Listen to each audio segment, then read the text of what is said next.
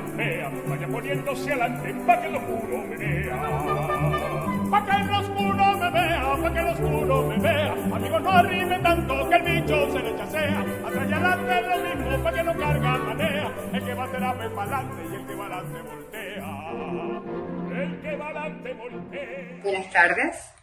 Reciban mi saludo y mi agradecimiento por haberme invitado a participar en este gran evento cultural, donde se me ha pedido que hable un poco sobre la herencia de mi padre.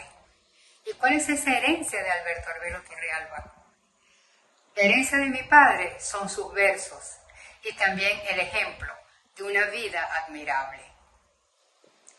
Hoy quiero hablar un poco sobre esa herencia y quiero compartirla con ustedes a través de los 5 tomos de su poesía que yo publiqué recientemente y también sobre mi libro Coplero que canta y toca, que es su biografía. Hoy voy a referirme solamente a uno de esos poemas, tal vez el más conocido de todos, que es parte primordial de este relato.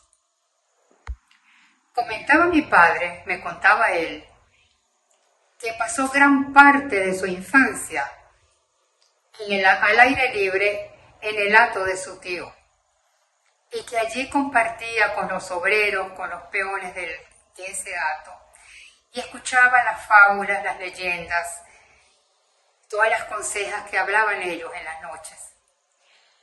Y me dice contaba papá, que quedó abismado, asombrado, maravillado de la historia de un coplero llamado Florentino, que había vivido allí mucho tiempo atrás y que había cantado con el diablo.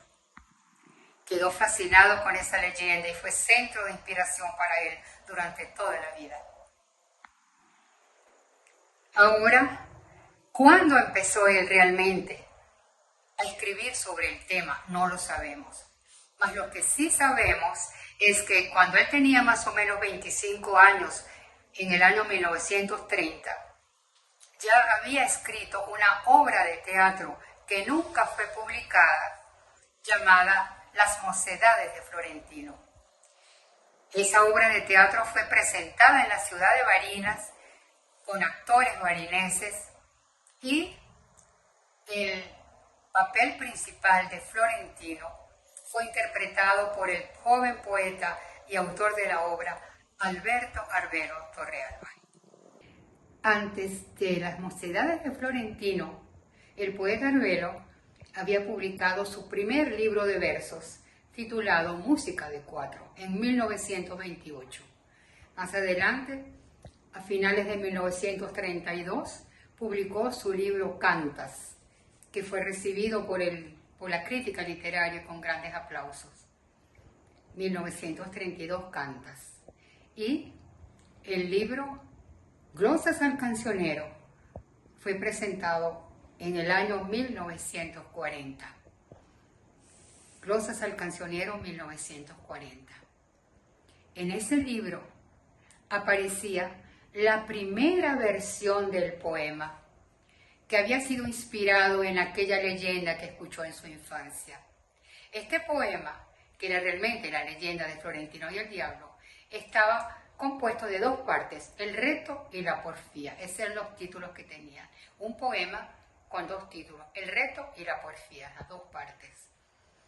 Ese poema siguió siendo elaborado por el poeta permanentemente, y 10 años más tarde, en 1950, la editorial La Torre, Litografía y Papelería La Torre de Caracas, publicó la segunda edición de Glosas al Cancionero, donde se encontraba la segunda versión del poema, esta vez con el título de Florentino, el que cantó con el diablo. Esta segunda versión es la más conocida, la más cantada, la más recitada por el público. Florentino, el que cantó con el diablo, 1950. Y 7 años más tarde, la editorial Rex de Caracas publicó Florentino y el Diablo, que es la tercera y última versión del poema. Es un libro completo, son más de 1200 versos y esta es la versión final. Y con el título Florentino y el Diablo es el nombre del poema como hoy se conoce. A todas estas, el maestro Antonio Esteves trabajaba en la composición de su obra La Cantata Criolla, utilizando la letra de la primera versión del poema, que era la única que existía. Y aparentemente su obra estaba muy adelantada, casi lista, cuando se enteró que el poeta Arbelo había presentado la segunda versión del poema. En ese momento se dio cuenta el maestro Esteves que estaba en un gran problema. ¿Qué hacer? Yo lo escuché decir varios años después que sintió que el mundo se le caía encima, cuando se enteró que había aparecido la segunda versión del poema, esta vez llamada Florentino el que cantó con el diablo, y que él tenía que rehacer parte de su composición musical para adaptarla a esa nueva edición del poema, esa nueva versión del poema, perdón. Entonces, ¿qué hizo? Empezar desde cero y era imposible, empezar de la nada. Entonces tomó la decisión de rehacer la primera parte, musicalmente por supuesto, la primera parte de su cantata, es decir, lo relacionado con el reto, la rehizo utilizando la segunda versión del poema y el resto, es decir, lo que correspondía a la porfía, o mejor dicho, el contrapunteo, dejó la versión original. Entonces, bueno, trabajó muchísimo el maestro Esteves, logró su maravillosa cantata criolla y realmente, terminó su gran obra. Para aquel entonces, mi padre era embajador de Venezuela en Italia y nosotros vivíamos en Roma. La cantata fue entonces presentada en el Teatro Municipal de Caracas el 25 de julio de 1954. Poco después fue presentada en la Concha Acústica y 7 años más tarde, en 1961, la cantata criolla fue presentada en el Aula Magna de la Universidad Central de Venezuela.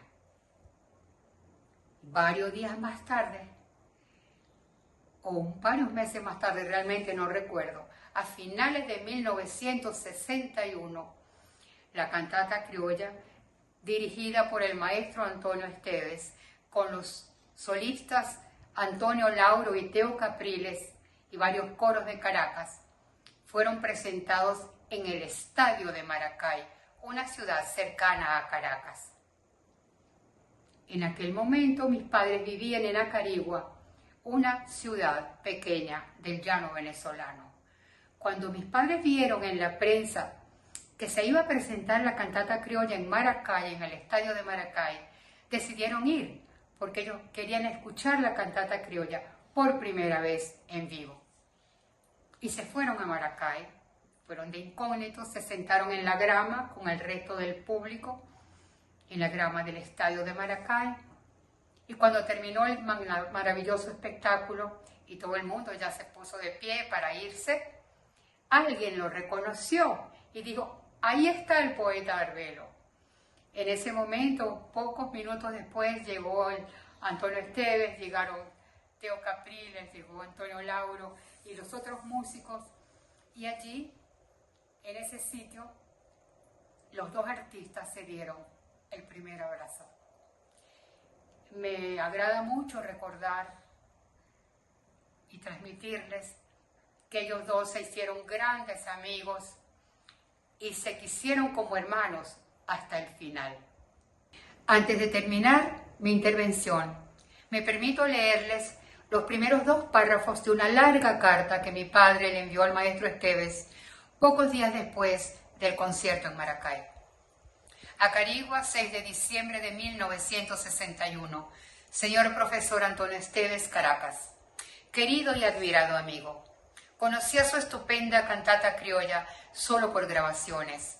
Hoy, después de haberla escuchado en el estadio de Maracay, con la intervención de la Orquesta Sinfónica de Venezuela, de los solistas Antonio Lauro y Teo Capriles, y de varios selectos grupos corales de Caracas, y tras el cordial entusiasmo con que usted, su gentil esposa y todos los artistas del proscenio nos agasajaron después del acto, a mí y a mi mujer, al reconocernos entre la multitud, quiero reiterar y ampliar por escrito lo que en esa oportunidad esbocé en breves palabras imprevistas. Convalecí entonces de fuertes quebrantos en mi salud, y la emoción, es cierto, halló campo favorable para conmoverme en forma inusitada al comienzo del acto, casi hasta inhibirme de gozarlo en plenitud. Esa sacudida afectiva se revivió en los episodios del aljibe de arena, pero contrariamente a lo que podía presumirse, cuando resonaron los cascos del caballo, heraldos del vaquero sombrío, cuando el solo de Lauro, trágico y desafiante, hondo de llanería de Ablesca, encarnó la presencia del espanto y los coros la tremolearon hasta desvanecerla, y sobre todo cuando la voz de Capriles, inmensa y solitaria, estiró aquel sabana tierra que hace sudar y querer como enrumbada hacia las señeras soledades sin jorobas. Entonces aspiré una saludable sensación del patio familiar tranquilo. Entré en mi mundo. Me di cuenta de que aquella era mi misma gente, mis propios hijos mayores, a quienes puse una vez a pelear por prepotencias ideales y que ahora tornan a mí, vestidos de gala, ricos y enaltecidos, pero con el mismo amor y el mismo dolor de la patria, con que de mí se fueron. Muchas gracias. Por esta noche tan fea, vaya poniéndose adelante, pa' que lo juro me vea, pa' que el oscuro me vea, pa' que... La figura de Antonio Esteves en nuestra familia siempre ha sido de una omnipresencia. Yo recuerdo de niñito allá en mi pueblo, en Calabozo, entre paréntesis, él era calaboceño, igual que mi mamá, igual que sus hermanos, igual que su mamá, mi abuela Carmen, era del Sombrero, y mi abuelo Mariano, sus padres, era de Apure. O por ahí de esos lados, por ahí del llano, entre Apure y Calabozo. Lo cierto es que esta familia de Esteves Aponte se crece y se desarrolla en Calabozo. Yo nací en Calabozo.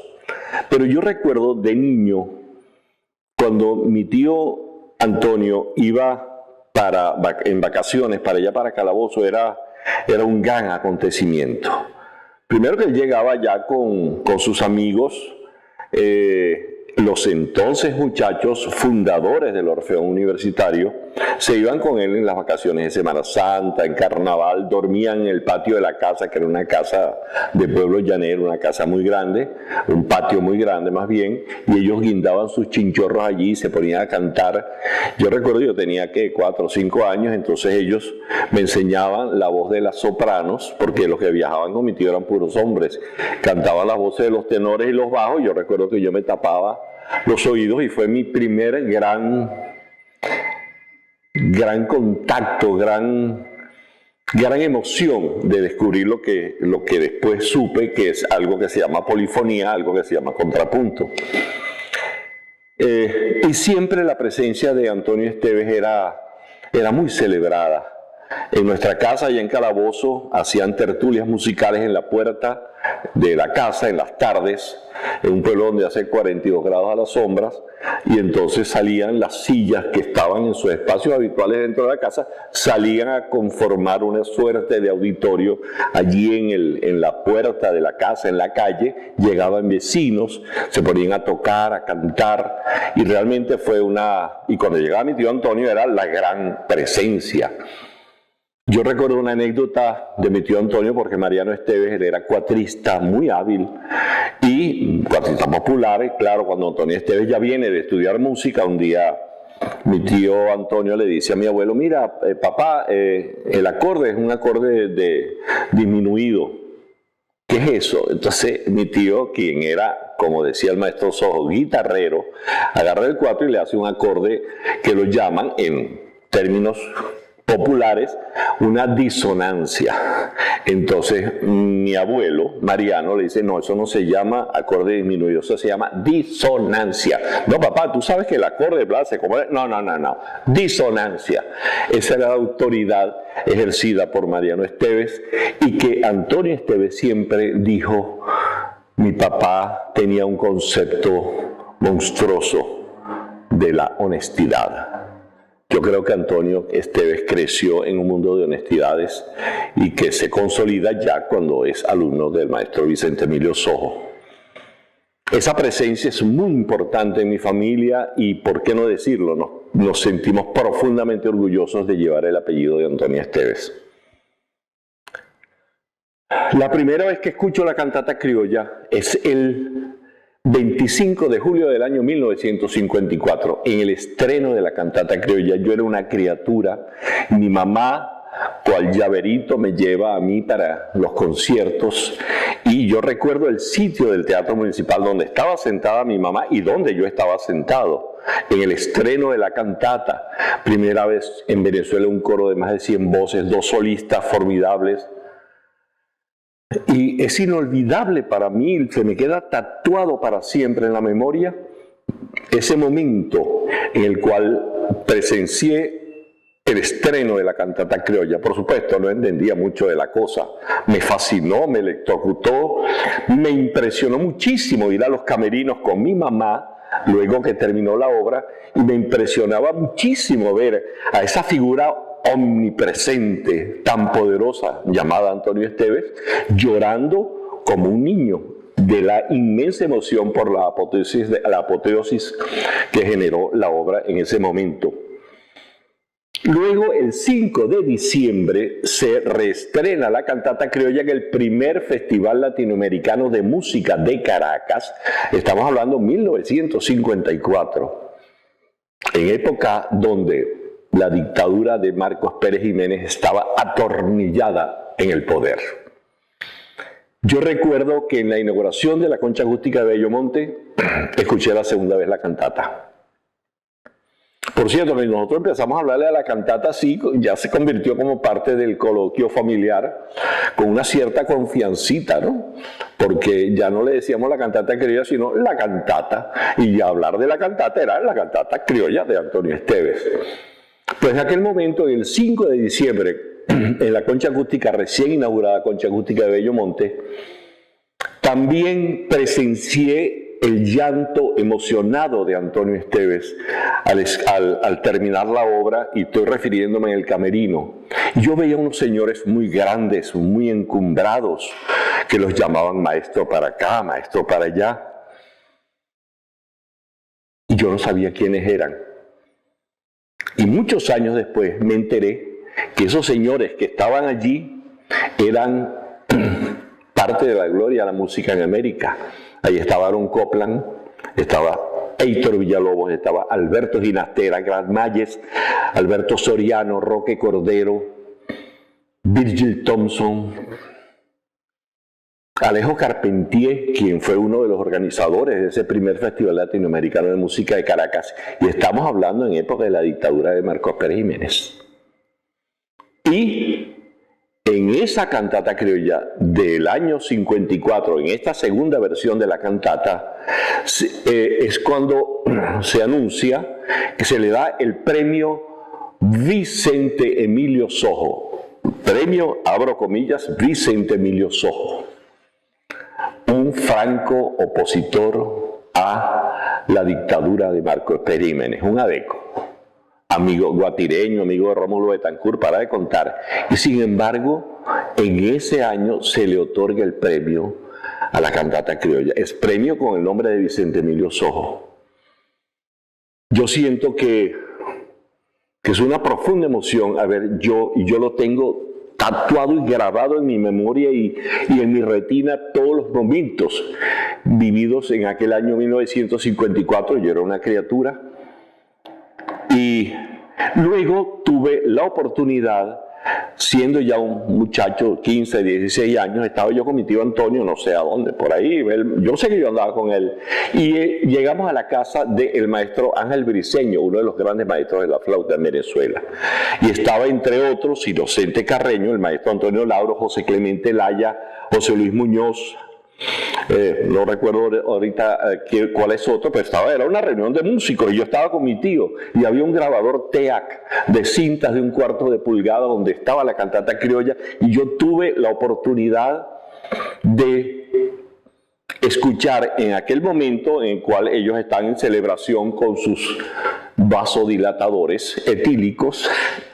Estaban ellos allí y Antonio Esteves con este grabador TEAC ponía un fragmento de la cantata, paraba el grabador y explicaba qué era lo que estaba escuchando, qué estaban escuchando sus amigos, de dónde salió el leitmotiv del silbido del llanero, de dónde la descripción de la grandeza del llano, cómo un coro comienza a narrar todo aquel escenario donde se iba a producir el formidable encuentro entre Florentino y su espectral oponente.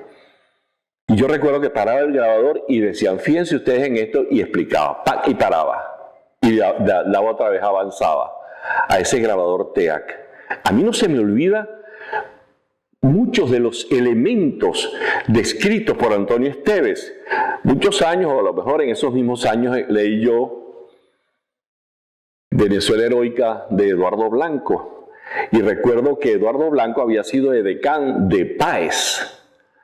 Y José Martí conoció a Eduardo Blanco. Y cuando Eduardo Blanco narra su Venezuela Heroica, José Martí, en el prólogo de la primera edición de ese libro, dice, usted escuchó la Odisea de los labios del propio Homero. Yo, por supuesto, cuando yo leí aquello, asocié inmediatamente yo escuchar la explicación del compositor de la cantata criolla basada en el poema formidable de el gran baridés Alberto Arbelo Torrealba, cómo él explicaba cada uno de los momentos, qué significa cuando el diablo canta, porque el tema del dies irae como tema de los oficios de difuntos identifica al diablo, como la Ave Maristela, como el leitmotiv de la presencia de Florentino cuando ocurre la gran tormenta que anuncia lo que ya va a ocurrir, el enfrentamiento entre Florentino y el diablo, donde él describe el fagot, el contrafagot, el clarinete bajo, todos los instrumentos graves de la orquesta, los chelos, los contrabajos, describe todo aquello que está pasando. Realmente es una música descriptiva de qué es lo que pasaba, y eso se lo escuché yo a Antonio Esteves siendo una criatura de 16 años, 17, 15 años, no sé, y eso se me quedó a mí grabado cuando termina el diablo de cantar su recitativo retando a Florentino, amigo, por si se atreve, aguárdeme en Santa Inés, y cómo la música describe el fantasma que se evapora, porque el diablo era un fantasma, así lo decía mi tío Antonio, como es un fantasma, él se evaporó, y la música describe eso. Entonces, claro, yo hablarles a ustedes de mis vivencias y de como un artículo que yo escribí que se llama Mis andanzas con la cantata criolla, es parte de la inmensa emoción y por qué no decirlo, un gran privilegio y una suerte de vida de que yo haya visto el estreno de la cantata criolla, 25 de julio de 1954, segunda vez, 5 de diciembre del mismo año 54, y luego cantar en el año 1961, porque fueron 7 años después, cuando se repone la cantata criolla en el año 61 en ocasión del centenario del Colegio de Ingenieros. Entonces yo ingreso al coro a cantar la cantata. Y en el coro, bueno, yo iba a mis ensayos y demás y toda la cosa, y dejé de ir a 2 ensayos. Y mi tío Antonio va a visitar a sus padres, a mis abuelos, quienes vivían en nuestra casa con mi mamá. Y entonces mi tío Antonio, como dice Clara Rodríguez, la gran pianista Clara Rodríguez, Antonio Esteves, con su poco diplomática libertad de expresión, Me dijo, mira carajito, tienes 2 ensayos que no van. Entonces yo le dije, no tío, no se preocupe por mí porque yo me la sé de memoria. Entonces él me dijo, bueno, ahí hay 60 maestros, 60 profesores de la orquesta que se la saben también. Y si no ensayan, no tocan. Si tú no ensayas, no cantas. Por supuesto, yo haciendo o respetando aquel regaño, porque fue un regaño, yo por supuesto asistí a todos mis ensayos, incluyendo la presentación que ocurrió en Maracay, cuando yo vi, y eso es también imborrable en mi memoria, cuando Alberto Arbelo Torrealba estaba allí y él no había escuchado la cantata criolla en vivo, y escucha la cantata. Y recuerdo cuando después supe que era el doctor Humberto Fontana, ingeniero agrónomo célebre por muchos trabajos en agronomía en Venezuela, es quien presenta a Antonio Esteves con el maestro Alberto Arbelo Torrealba. Como decía Pedro Sotillo, 2 llaneros cabales poseídos por el demonio lírico de los llanos. Y yo vi el abrazo al terminar la obra, cuando los presentan, el abrazo emocionado de aquel par de llaneros cabales, abrazados, llorando.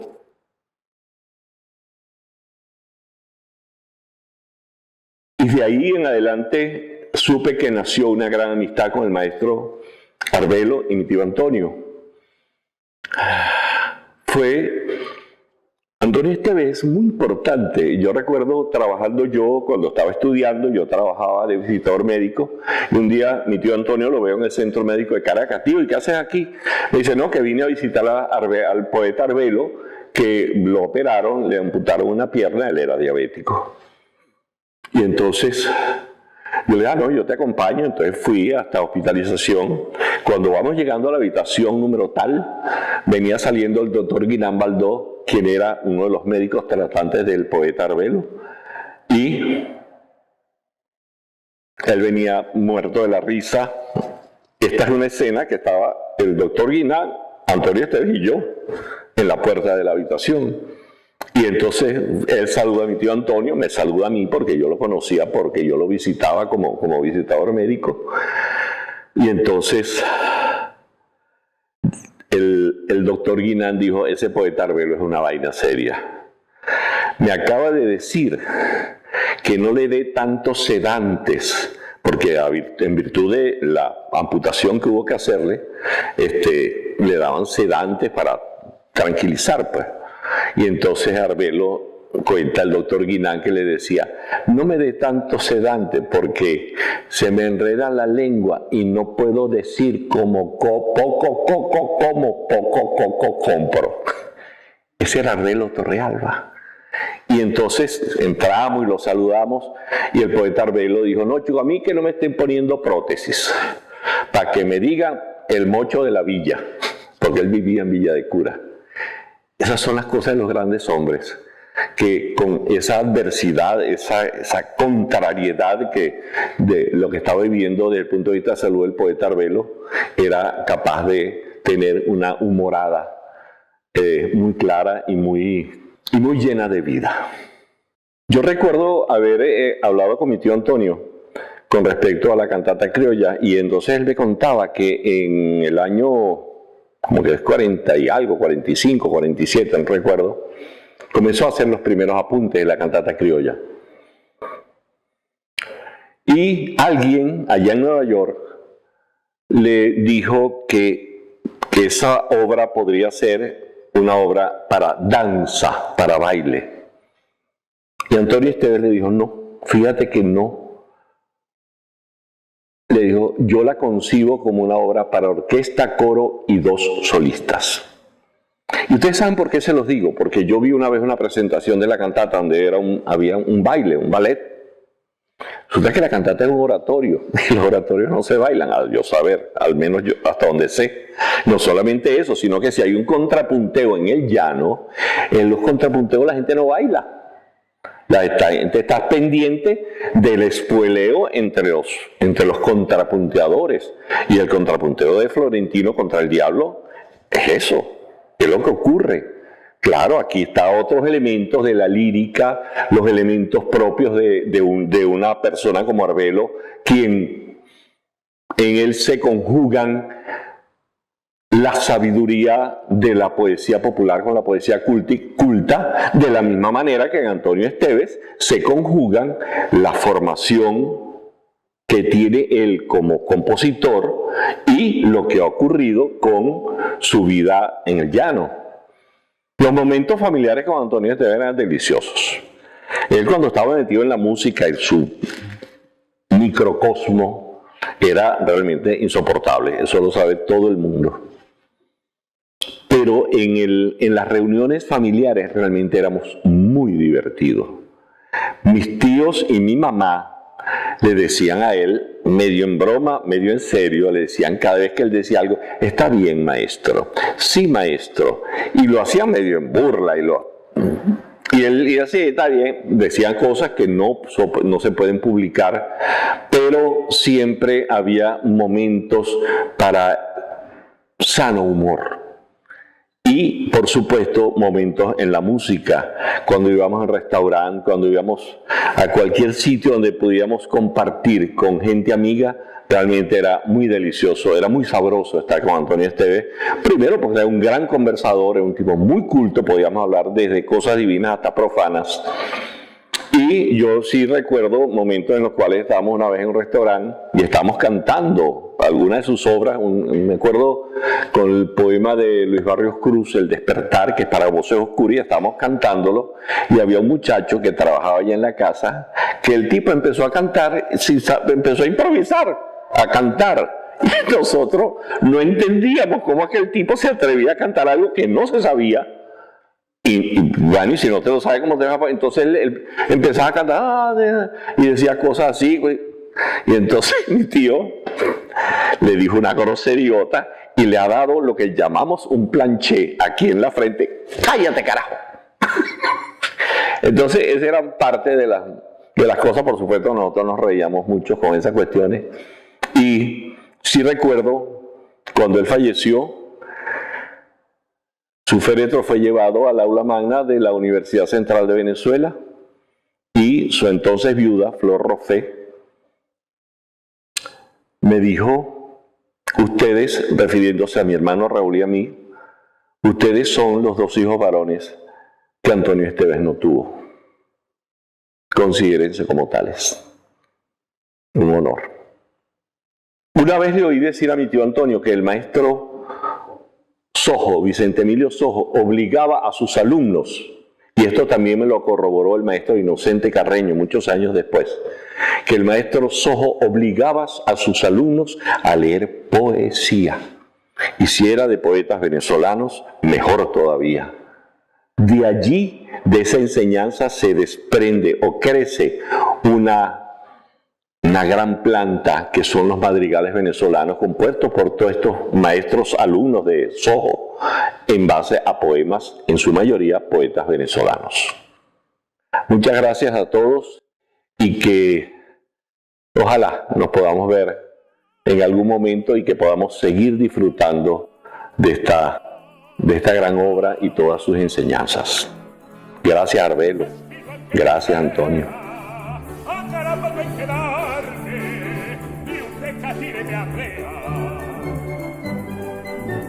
Miren que estoy remolón con esta noche tan fea. Vaya poniéndose adelante pa' que lo oscuro me vea.